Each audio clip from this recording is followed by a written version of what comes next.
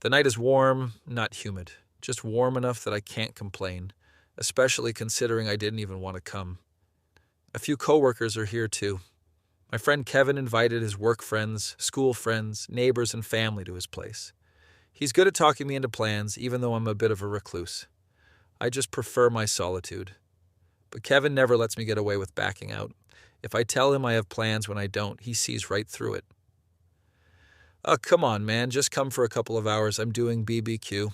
I promise it'll be worth it, he'll say. And every time he says that, I cave. He's never disappointed me. I've always enjoyed his events, even if I prefer simpler plans. Kevin and his wife live just outside the city. Their home sits on a spacious lot that backs onto a cornfield. I parked on the side of the road in front of their house, lining up behind the cars of other partygoers. As I walk up the driveway, the smell of barbecue and the flicker of a bonfire grab my attention. As I approach, I hear the soft murmur of conversation and see people seated around the fire. The flames light up their faces, making them visible in the night. Along the path to the deck, a string of patio lanterns hangs on the side of the house. I step up onto the deck, knowing Kevin will be there, and I'm right. His voice booms, "Kyle, you made it." I walk over and shake his hand. "Yeah, I figured I'd try your BBQ since you've been talking it up all week." "Right on, bud. Wait until you try these burgers. I picked them up from a local butcher." He flips a couple of patties from the grill onto a plate that his wife, Nat, just brought over. She smiles warmly. "Kyle, I'm so happy you came. How was the drive?" "Not bad. About 20 minutes, I reply. "Oh, that's great. Now that you're closer, you have no excuse not to visit more often." I smile. "We'll see."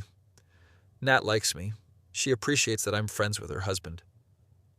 "Have you met Meg?" she asks. "No, I just got here." Looping her arm through mine, she says, "You have to meet my friend." She leads me toward the bonfire where most of the guests have gathered. I can tell exactly what this is, even though Kevin didn't warn me. I don't know anything about her, only that she's their friend. Her face is partly hidden under a baseball cap. She's wearing jeans and a name-brand yoga hoodie with a fruity cooler in hand. I'm one step behind Nat, tempted to sneak off back to Kevin at the grill, but that would be a dick move. I've never had much luck with setups, but I stay put. If I walked away now, Nat wouldn't find it funny, unlike her husband. Nat taps Meg's shoulder, their eyes meet. "Hey, Meg, what a great night for this." They hug briefly, and Meg glances at me over Nat's shoulder. I wonder if Nat told her about the setup. I doubt it, based on the uncertain look that Meg gives me. It's that moment of awkward realization we both recognize. Nat carries on. "Meg, I'm so happy you were able to make it. I thought you had plans to go to your rental for the weekend." Meg replies, "For your parties? You know I couldn't miss it." "You're such a sweetheart." Nat steps back to include me.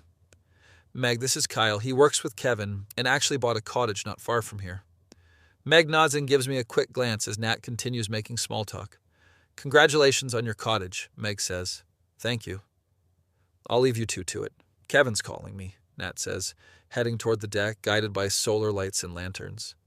Meg sips her cooler like it's a potion to summon small talk. She looks up at me. "Did you know about this?" I laugh. Not a clue. "That makes two of us." She takes another sip. "So how long have you been in your new place?" "A few weeks," I reply. "Are you all unpacked?" "Pretty much." Small talk isn't my strength. I think about asking her about her place. But too much silence passes. Meg fills the void. "I live about 20 minutes from here, toward the city. It's nice. My parents live with me." My dry humor kicks in. "Isn't it the other way around?" She laughs, tossing her head back. "Gosh, Kyle, if I hadn't just met you, I'd think you were a jerk for a comment like that." I chuckle. "Fair enough. You got me. But honestly, what do you mean by that, if you don't mind me asking?" "I don't mind," she says. "My parents are getting older, and we thought it'd be best for them to move in with me. Grocery shopping and errands are getting tough for them, but they're too young, in my opinion, for a retirement home. So we share my place. The basement is an apartment." That makes sense. I'd probably do the same if my parents lived nearby. "Where do they live?" "North of Sudbury. They're still healthy and have their own place." Meg smiles. We both stare into the fire. Kevin hollers from the BBQ that the food is ready. People around us grab their drinks and head toward the deck. Meg and I exchange a glance. She reaches for my arm. I look down at her. She says, You know Nat is going to be checking in on us. I shrug. It's okay. She shakes her head. So what are we going to say? We don't need to say anything. She laughs. You don't know Nat like I do. She'll want details. What do you want to say? I want to say we're hitting it off. How? We both know this isn't going anywhere beyond this conversation. We were just put on the spot. She gulps. I know we're not. Nothing against you.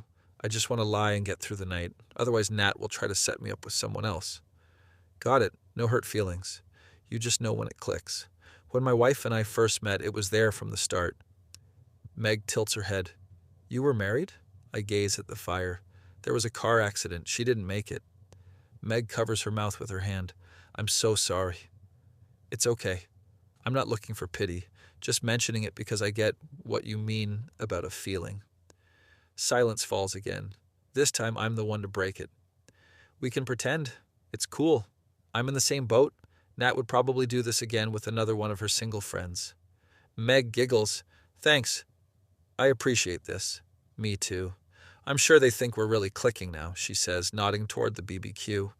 Sure enough, Nat is smiling and waving at us. Meg gives her a thumbs up. I nod. Meg says, shall we?